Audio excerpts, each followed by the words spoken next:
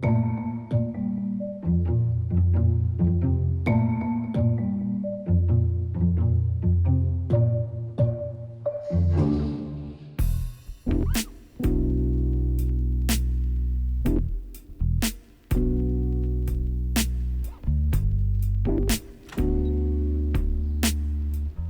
9 years ago now since I was diagnosed with Parkinson's. A huge shock to myself that I've been so healthy all my life, to be diagnosed with a disease that I knew very little about. I was 44 years old. Thought I'd be healthy until 70, 80 plus without a problem. Most people see Parkinson's come on over a longer period of time.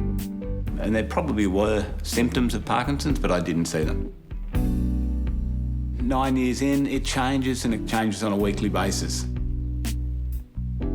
So it's a multifaceted disease.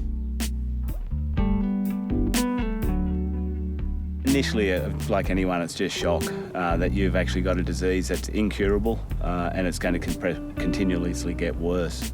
So for myself, it was about how to soak up as much information as I could about the disease, and then what could I do myself that would make tomorrow a better day instead of a worse one.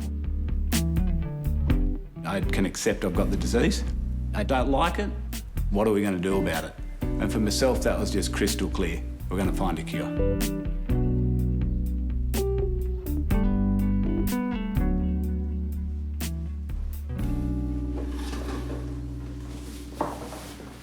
So what happened? What happened was, this is just wearing off of one tablet and waiting for another one to kick in, and it get a bit cold. I got a bit cold out when I actually went for a paddle. So this is what it looks like when you're starting to wear off.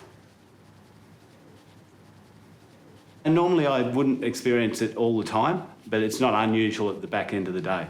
It's when I'm trying to get one tablet to work and another tablet is being dissolved in the body itself. And if I go and do something like exercise, it makes the body, and I get a bit cold. This is what quite often happens. Uncomfortable. And you can make it stop for myself with doing different things, like if I get up or if I lean on something, or if I put my hands together or I move around a bit, it'll stop. But as soon as I go and do something, like typing on a keyboard now, I wouldn't be able to type. So you can see, as soon as I sat back down again, I need to be able to do something, lean on something, do something with my hands to be able to stop it.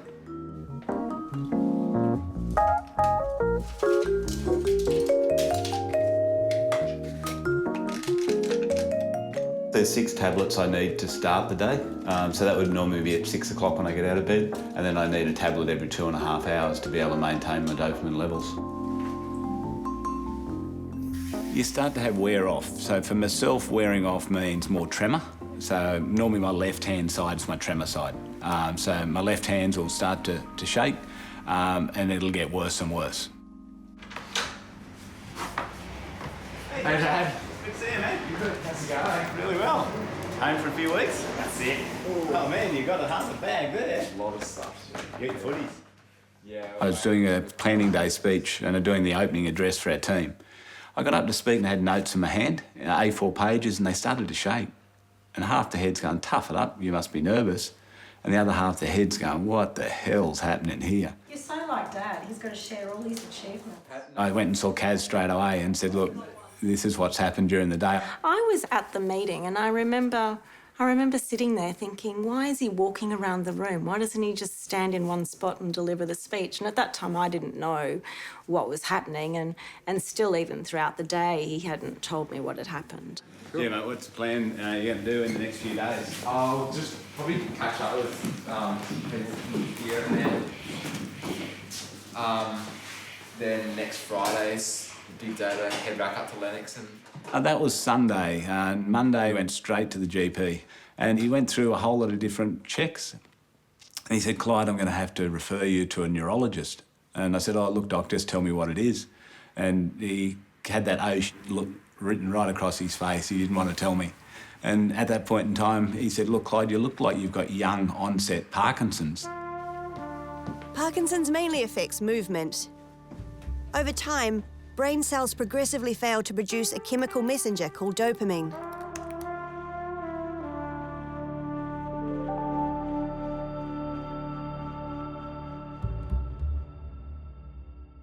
I remember Clyde came home and I looked at him and I said, everything good? And he went, no, I've got Parkinson's. And yeah, that was tough. And how we get that through, I suppose, to Kaz to make sure we could stabilise relationship-wise. As no one expects that when you're 44, been married for 14 odd years, and plenty of things ahead of us. I haven't used Hadmigorian in so long, which is a good thing. I haven't sent any text to Mills though. Oh, He's been too please. busy. I think it was really tough to sort of, to be finally given that diagnosis and to not sort of really understand what the future was going to be for us. But he was just so incredibly positive. He was, he had just accepted it and he had just moved on, and he was all about, I can't change the fact that I have Parkinson's, but, I can change what the future means. And for him, it was just, he just made it really easy for us. Oh, yum's good. You're our champion chef, aren't you? The harder time was to talk to the kids. I'm a great believer as you don't keep secrets, you just get things out there and deal with it together. And everyone's got a different way of doing that. But most people with Parkinson's like to lock it up because they need to find out how they can work with it, where I'd much rather get it out there and find out how we can work with it. We sat down with the kids, and it was in this room, to talk to the kids about what it was. And I said to Josh, I said, mate, you okay? And he said, Dad, do you need a hand? And I said, no, all okay at this point, but I'll let you know if I do. So I just remember Dad telling everyone to come to the living room, and normally it would be fine, but he had more of a solemn mood to it, I guess, and he just sat us all down. We were sitting on the floor and he was like, I have Parkinson's disease. And for us at the time, we were so young, so it seemed like a big deal to us. And I remember my first reaction was just like, I thought Dad wasn't going to be here anymore, so I thought he was going to die. I know, for me, I thought it was a pretty big deal because that stuff's really sensitive to me. So, oh my God. So for me, when he came and asked me, I started crying and I said to him, I don't want you to go. Like, I can't live without you because he's my dad and he means so much to me. So having him say that to me, I thought he wasn't going to be here anymore. Joshua! Didn't understand it too well at the time, but then it sort of like started explaining it to us, and then we understood. And I was a bit concerned because like Dad's like that a fair bit, because like he'll say things aren't too much of a problem when they are a little bit. So I just sat here and went, yep, I'm okay. And that means, no, I'm not okay. And Phoebe just went, I don't know what's happening because I'm free. So Zoe saw me about a week later and said, Dad, are you going to die? And that was her concern. And I said, Zoe, why would you think that? And she said, well, everyone that gets the disease dies. And how much longer will you be here for? So we had to change that mindset and explain to her what it was about.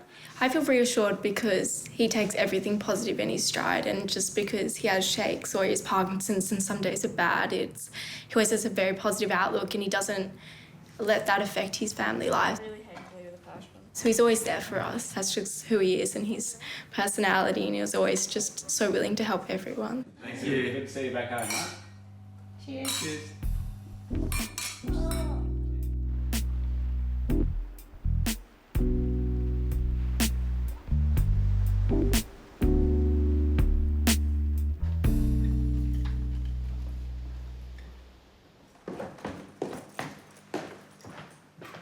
30 years ago, Clyde and his brother started a company that would become a world leader in robotics and automation. When Clyde was diagnosed with Parkinson's, they sold the business to a New Zealand company, Scott Automation.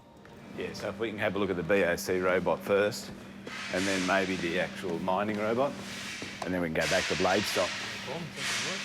I've always been excited about automation in general, and a great believer you've got to love what you do. If you don't, go and find something else.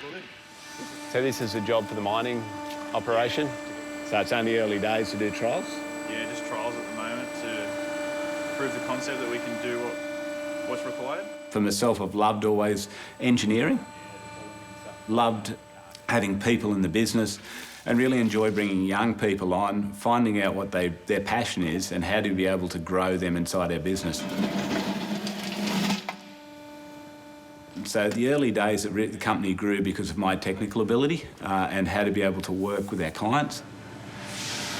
Yeah, so the operation of this one's similar to what we did last time with BSC? Yeah, that's correct, yeah. So with dry ice and loading it into containers? That's it, into big blue plastic bins. Okay. So it's always a little bit of stepping stones. From the early days where you had so much control because you were hands-on all the time, to the time you had to take your hands off the actual day-to-day and work on the business more to make it grow.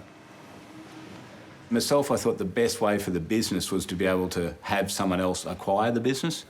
We had two companies come to us at the one point in time, and that really made my decision at that point in time that we needed to progress that. We also detect if the fingers are underneath the meat. It ensures that when we come in contact with a blade, we stop in under 9 thousandths of a second.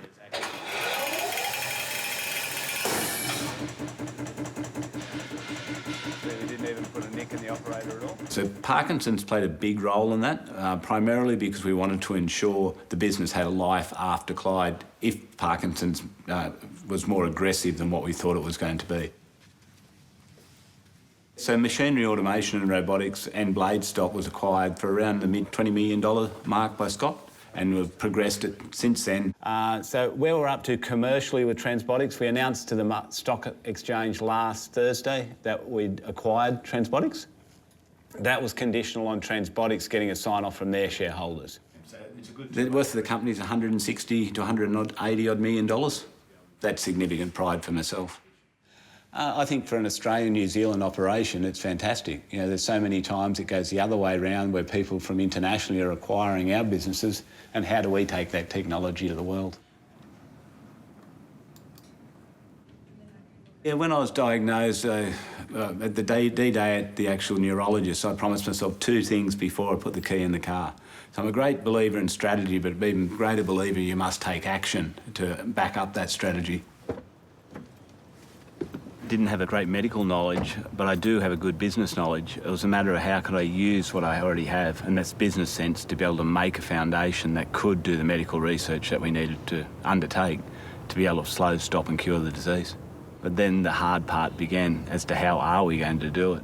Clyde came home one day and he said, I think I'm going to start a foundation because there's just nothing like it in Australia that's, just funding research. And I said, and he said, will you help me? And I said, I don't know anything about not-for-profit. I don't know anything about sort of running a charity. And he said, we'll just treat it like a business. So they launched the Shake It Up Australia Foundation. Hi. Are you Clyde? Good to see you. Hi. How are you? Very well. Good. If we want to find a cure, we need to do research. If we need to do research, we need to find researchers and funds to be able to make sure they can do what we need them to do. What type of opportunities do we have coming up? So the big one is the Neil Diamond tribute concert that we've got coming up. So it's just finalising the venue now. I take it he's doing that because of Neil Diamond coming out being diagnosed with Parkinson's? Yes, that's correct. And he feels very passionate about that because he's benefited so much from doing these concerts for 25 years, so he really wants to give back. In business, you find people that do things really well, and how do you be able to take on their learnings? So I had a good look around not-for-profits in Australia and found some ones that I thought did a really good job, but when you looked under the hood a bit more, there wasn't a lot of that money getting through to research. Textuals, so here, and we've got the Michael J. Fox connection in here. Okay, great. So, which we needed. So we wanted to make sure that was put to bed first, so we said we'll fund all the overheads of the foundation. So every dollar that comes in will go out to research as a dollar. We just wanted a way to be able to make a difference in research. Thanks. See you, Kaz. See you. Bye. Clyde and his brother Greg put their hands in their pocket to cover any costs. That means they pay my salary, everybody's salary who works for the foundation, out of their own personal income. I mean, if that's not putting your money where your mouth is, I don't know what is. I think he's a workaholic.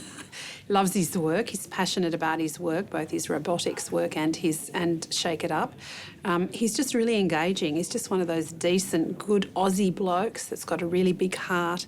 You know, nothing's ever too difficult for him. He never says no.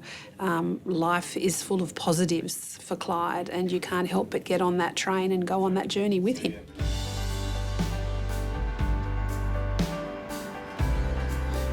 It's quite an impressive whole site they've got here. Incredibly, the foundation has raised more than $10 million. And they're discovering ways to identify the disease earlier. Good morning. Hello, how are Good you? to see you. Nice to see you. Good to see you, Nick. Good to see you again. And I've got Rich Ballinson with us. You haven't met Rich before, but Rich has been working really closely with Simon Lewis and myself on about linked clinical trials and the repurposing of drugs. And your biomarker side comes in parallel with what we plan on doing there. So I was hoping you guys can show a little bit more about what you're doing in research in the lab here today. Come in. Thank you. Come on through.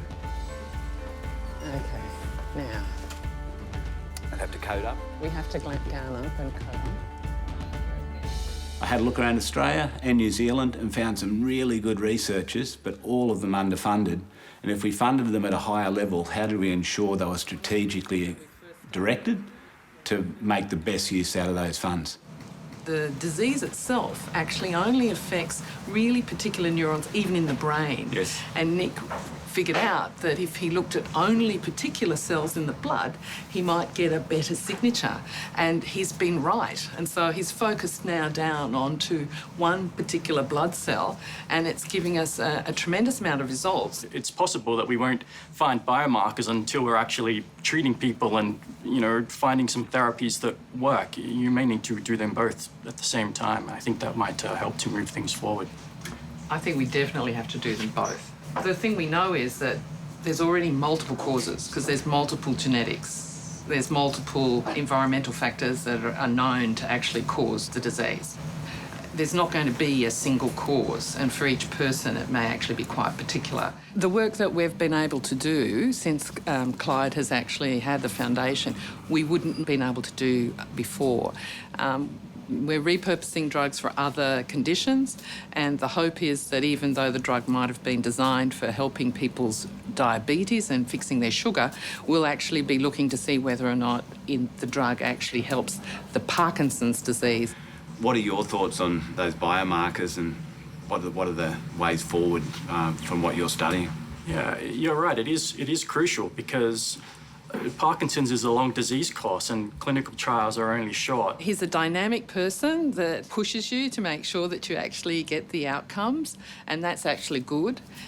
He has an active role so that if your ideas are stupid, he'll tell you. If you're not thinking about the right ideas, he'll tell you. And so that's actually been very effective. So we've had, over the years, there's been, I think, a really good balance to get to this stage where we have very promising biomarkers. And in fact, we're the only laboratory in the world at the moment that has that. Richard Ballinson is an American entrepreneur. He had personal reasons for wanting to get involved with the Shake It Up Foundation. You know, if I think back about what happened 15 months ago, I was diagnosed with a disease, and I was lost. I'm not an Australian. I didn't know the area very well, didn't know the people. So I started looking, and everybody kept talking about you. Yeah, when I started 8 years ago, there was a whole lot of nothing. It was you. There was one person and my wife, and then we started to grow the foundation. But we wanted to make sure the foundation was always kept at a small level so we can get all the funds through to actually medical research. Well, I'm familiar with a lot of charities. I've never seen one or foundations where someone covers all the overhead. The biomarker stuff is the key to the whole story. Yes. You know, the drug trials are very important. They'll give us a lot of information. But if we can find a marker that tells us how far the disease has gone, then we can start to, in fact, solve the problem. The intention is to truly make a difference. And just watch this space. We will make a difference. We had a look around the world, I suppose, for myself, and found that who was doing research and how are they going about it. And the Fox Foundation were the best at doing the research anywhere in the world. Michael's 58 now. He was 29 when he was diagnosed, so the disease has progressed. It's such a big organisation now. This year it'll raise over $100 million just for research. I phoned them, I emailed them, and it took us probably a month to be able to get the right people that because I wanted their CEO, I wanted their key researchers. So if we're going to go and see them, make sure we had the right people in the room that could make a difference to what we were wanting to do. So Kaz and myself jumped in the plane, went over there to their next board meeting and gave a presentation. Michael got up at the end of it and said, Clyde, I can see you've got purity of motive, you got my vote. So I knew I had the other 49 votes in the room at the time. The Fox Foundation now matches every dollar raised in Australia, doubling the power of Shake It Up. And we did a lot of do-it-yourself events internally. We were asking people to come along, run a race for us, run a Sydney Marathon, do all the 10Ks, 3K events. And that grew us in the first 2 to 3 years. But we started to run out of steam. You know, people were been to our events and they've got a lot of other good causes to be able to also contribute to. So that's when we started to spread it wider and how we got people that wanted to help us and how we could educate them on how to be able to run a afternoon tea, a golf day, a tennis match, a running thing, in all the states around Australia. And it started to get more and more traction for us. And then corporates come on board and then high-value donors have made a huge difference to us in the last 5 years. Today, Shake It Up has hundreds of ambassadors, people with a personal connection to Parkinson's. Hello, baby. How are you? Good, yourself? So good to see you. Come in. Thank you. Been outside? I'll follow you through. G'day, Robert. How are you, mate? Really well. Great to see you again. Likewise. Sydney couple Phoebe and Robert Garland are legends in the fashion trade and big supporters. Yeah, thanks for the opportunity to catch up, guys. Oh, thanks for coming out here. It's good to see you. So I wanted to have a bit of a chat about different things, but things like our ambassadors, which you are one of, and how do we actually get the best use out of new events that were coming up from your skill set. You know, Robert, from yourself having Parkinson's, mate, thanks for all the things you do to put yourself out there. It's not an easy thing. Yeah, it comes naturally, I've got to say. You know what's been so amazing is some of the responses that we've had. You know, I'm quite sort of social media savvy, and some of the responses that we've had from social media is people have learnt so much through some of the posts and stuff like that. So I was very keen on taking the stigma out of Parkinson's. I'd seen sufferers just go into a ball and shrink away, and to me that's not acceptable. So I thought this gives us an opportunity to have a voice. Okay, so this is some of the, this is one of our ranges, Pari, that we've sold for summer. It's really beautiful boho. It sells really well because there's lots of textures. It was a no-brainer for us. It's been a big part of our lives since we've actually come on board. The hope remains a cure. How far off that is, who knows, but so in the meantime it's a matter of healthy fundraising to fund the research and find that cure. It'd be great to have both of you guys involved, professionally and also on the Parkinson side. So if I can keep in touch with you and reach back out, it'd be lovely to get you involved. Yeah, no, we're very passionate about this, so absolutely, we really look forward to hearing more. Okay, thank you. Great. Okay, wait to see you. Good to see you again. Oops. Good to see you, Robert. Good to see you, mate.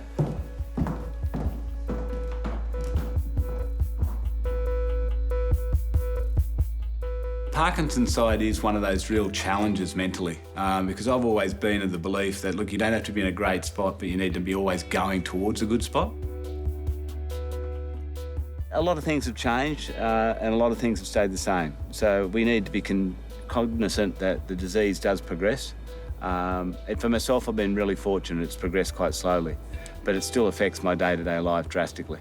Yeah, it's a good time to be able to do something different now, isn't it? She's just... How's Kaz? Busy. Yeah, she just had 6 weeks off. Come on in. Thank you. Take a seat in this one. Yep, an Audi chair. Thank you. So how are you travelling? Mate, altogether pretty good. No major changes, still doing my exercise in the morning, same medication. Medication has definitely got more of an issue with food and when I take medication, so I just need to be a little bit more careful there than what I was in the past. But overall, feel good. Excellent. You look good, lad. Thank you. Clyde's neurologist, Dominic Rowe, is also involved with research for the foundation. There are some people with Parkinson's disease who move very, very slowly and respond to medicine, and they stay very stable for many, many years. And there are a small minority of people with Parkinson's disease who don't respond well to therapy and who progress quite rapidly. Now, if it's the same disease, there has to be a biological explanation for that. So understanding that biology is going to be critical to developing therapies that slow and stop Parkinson's disease. And again, those therapies may even be under our nose, because in the last 10 years, there's been an explosion of research into different areas of science, that, especially oncology and metabolic syndromes, where we're getting to pull apart the basic mechanisms within the cells that may well have relevance for Parkinson's disease and other neurodegenerative diseases. Clyde, I've had the privilege of looking after for quite some time now, and he tells me what's going on. And so very much I consider my care of Clyde is that he's the captain of the ship and I'm the navigator. So he hasn't charted these waters himself before. I have, and hopefully with my skill we can plot a path that keeps him well for decades to come.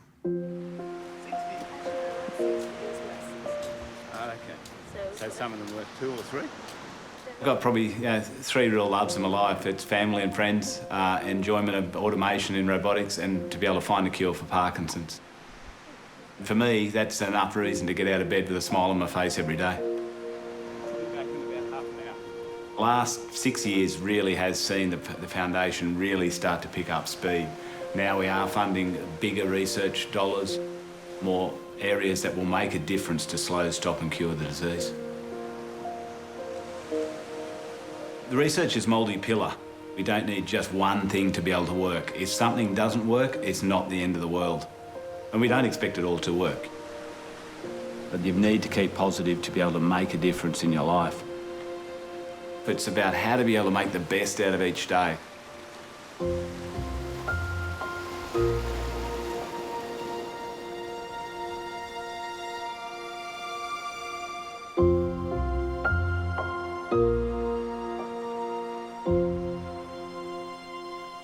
Positive focus comes from a great grounding, and you need a great grounding with family, people within your life, and Kaz gives me that.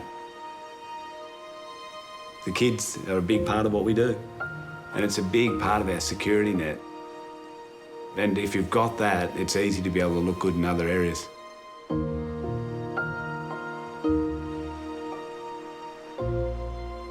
Parkinson's is part of my life, but it's not my whole life. Business-wise, we're still doing what we were doing, but in a different way. So there's a whole lot of good things in anyone's life, and in mine, I'm pretty blessed in a lot of ways, and we need to make sure we don't lose sight of that.